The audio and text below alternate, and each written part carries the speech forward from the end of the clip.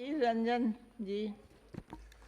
Madam, मुझे मालूम है कि आज समय की बड़ा अभाव है, मैं भी मेरा वक्तव्य ज़्यादा देर नहीं करेंगे। See the fact is that already the concerned minister, I know that I understand that your stomach is now brimming with the legal interpretations of the concerned legislation, and I do not want to burden you with more sumptuous doses that already been offered by my esteemed colleagues to you. See, I have got some sorts of outlandish and bereft of any lucid argument from your end, which is really, perturbing myself. You have cited during your initiation that FATA practices and other European countries' practices should be adopted. मुझे ये लगता है कि जब मोदी जी आपको कहते हैं कि वोकल फॉर लोकल, आपकी रवैया बदलते देखते हुए मुझे लगता है कि आप कहते हैं कि वोकल फॉर ग्लोबल। हमारी देश की ये इंस्टीट्यूशन है, ये premier investigative institution which is named after CBI, which by your persistent endeavor has been turning into a retaliatory investigative institution. And there lies the intent of this legislation.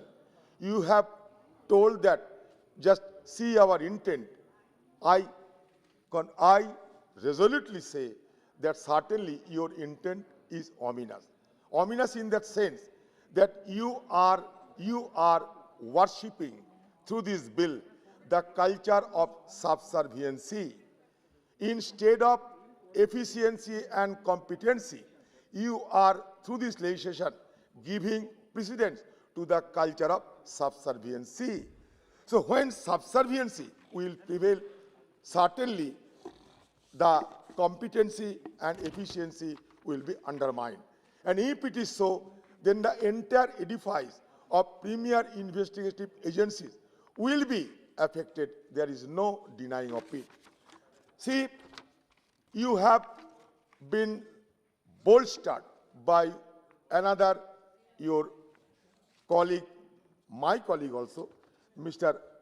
Rajyavardhan Rathore ji, to make it more convenient for him and the government. I would refer one quotation from Jaswardhan Azad instead of Rajyavardhan. I am quoting Jaswardhan Azad. I quote, who is currently the Central Information Commissioner and has been an IPS officer for 40 years. I quote him, this move will render the chiefs of important investigative agencies to the status of daily wage earners. It will demoralize younger talent and undermine the autonomy and independence of the agencies. That the ordinances were brought just before a parliament session means they were not meant to be a move to reform and streamline the functioning of the agencies, but designed for particular individuals. I am most disappointed. ये मैं नहीं कहते हैं, ये एक IPS officer जो central information commissioner इतना ऊंचा पद के रहते हुए एक ऑफिसर ये बता रहे हैं. This is why I am talking about that you are worshipping the culture of subserviency. The person who will be capitulating pusillanimously to the dictates of the government, he will be rewarded. And who, by the sweat of the brow, has achieved some sorts of competency, he will be punished. This should not be so in my argument. Former Commissioner of Delhi Police, Neeraj Kumar, again I quote, I am surprised. I hope this does not lead to other agency heads seeking similar extension. Should that happen, it would not be in the best interest of human resource management down the line. See, everybody knows the person who is being favored by you is overseeing multiple cases of alleged money laundering against opposition leaders. Already our colleagues have referred to it. See, you are resorting to such an ordinances that has been opposed overwhelmingly by all the opposition parties' leaders in the House. And during introduction, I have also taken strong exception to this kind of legislative documents because it is violative of the 123 article of our Constitution. Certainly, it is our duty to oppose this kind of retrogressive legislation being initiated by you from your end. See, you are talking about public interest. Jitendra जी, आपको हंसी गायब हो गया क्या? हंसी बंद हो गया, गायब हो गया क्या? आप उस समय हंसते थे, अब गायब हो गया हंसी. The union government, just listen to me, the union government has hastily passed an ordinance in the name of public interest. But if it truly wanted to amend to the CBC Act 2003 in public interest, it should have framed measures to address the CBC's malfunctioning. The current bill does nothing to improve or strengthen it, thus the problems will persist and possibly worsen. For instance, in the year 2021, only 2 monthly performance reports, January and February, have been published. Long pending vacancies. Furthermore, the post of Central Vigilance Commissioner was vacant from June to September 2021. Even between 2019 to 2020, the Commission was without a Central Vigilance Commissioner for nearly a year, and an impromptu arrangement of appointing an actual Central Vigilance Commissioner was adopted. Both the Vigilance Commissioner posts are currently still vacant. One of these posts has been vacant since October 2020. A group of former judges, ex-bureaucrats, and activists demanded that the vacant jobs be filled immediately, stating that the union government had effectively paralyzed the Central Vigilance Commission. Moreover, apart from the circular of May 2021 that requested applications for the position of Central Vigilance Commissioner, no other details were made available in the public domain. The names of the members of the search committee, as well as the specifics of the application submitted in response to the circular, were kept under wraps. If appointments are not made in timely way, ensuring transparency, the objective of the establishing autonomous organization like the CBC is defeated. I would like to again flag your attention that one IPS officer, I do not want to name him, that the government can tell the ED chief, today you have done good work, let us see if you can keep this up tomorrow. A senior civil servant pointed out, this is not the first instance of the government's pick and choose policy. So the policy basically contingent upon the pick and choose according to your whims and fancy.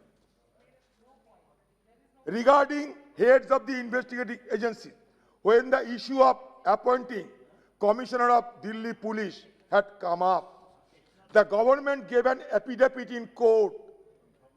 Government gave an affidavit in court saying the current crops of officers in the Arunachal Pradesh, Goa, Mizoram, Union Territory cadre, from where the Delhi Police Commissioner is usually picked, had no suitable person, which is why they had been compelled to bring an officer from outside the cadre for the job. Whether it is true, whether it is substantiated by you, whether it is vindicated by your argument, do you think that this is the righteous way to to induct this kind of officers into the high officials. I would like to know from you, what is the present status of the success rate of the CBI, the cases being investigated by the CBI, number of those cases, and the success rate of the investigative agencies, the rate of conviction of the investigative agencies. Please, if you have at your disposal, you may share with us. Like the other day, during the introduction of this legislation, again, I am raising the same issue, that the ordinance was issued on November 14, 2021, merely 3 days prior to the date of expiry of tenure of the Director of Enforcement, Mr. Samwan. I would like to flag your attention on the another aspect.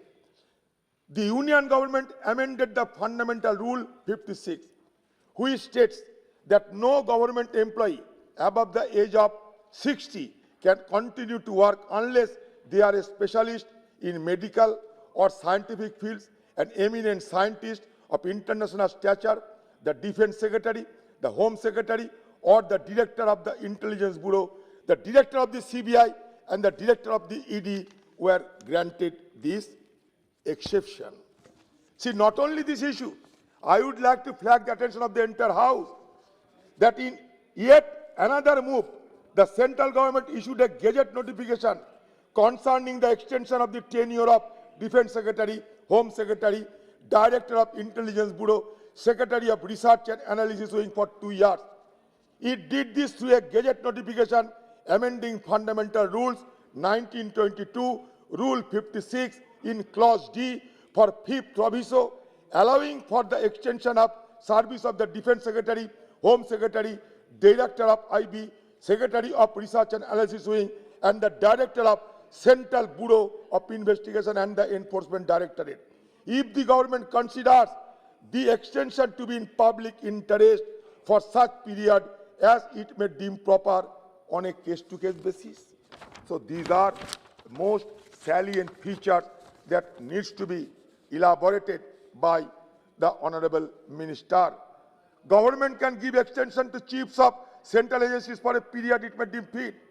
The total extension will be for a period of 2 years, according to the fundamental rules. New rules allow officer to serve till 64 years against 62. It will be on a case-to-case basis, won't apply uniformly. आपको ये नहीं लगता कि इसमें हमारा काबिल जो officer है, काबिल ऑफिसर वंचित होते जा रहे हैं? इसलिए मैं आपको ये ध्यान आकर्षण करते हुए कहूंगा कि आप दोबारा इस विषय पे सोचिए, क्योंकि ये हमारा प्रीमियर इन्वेस्टिगेटिव एजेंसीज है. Over the year the Central Bureau of Investigation has emerged as a premier investigation agency. In the last 75 years the organisation has evolved from हो गया पटेल पर रख दीजिए ना. हो गया जी जी एकदम खत्म. From an anti-corruption agency, multifaceted, multidisciplinary central police law enforcement agency with capability, credibility, and legal mandate to investigate and prosecute offences anywhere in India. As on date, offences under 69 existing central and 80 state acts, 231 offences under the Indian Penal Code have been notified by the central government under Section 3 of the DSPE Act. मैं एक ही बात कहना चाहता हूं अंतिम में, you should not tinker with this premier investigative agency only to serve the narrow and parochial interest of this present dispensation. With this suggestion, I am opposing the twin bills which have been brought together for passing vehemently, and also suggest you to think over it twice, because if you think twice, it will ultimately beneficial for the country. Thank you.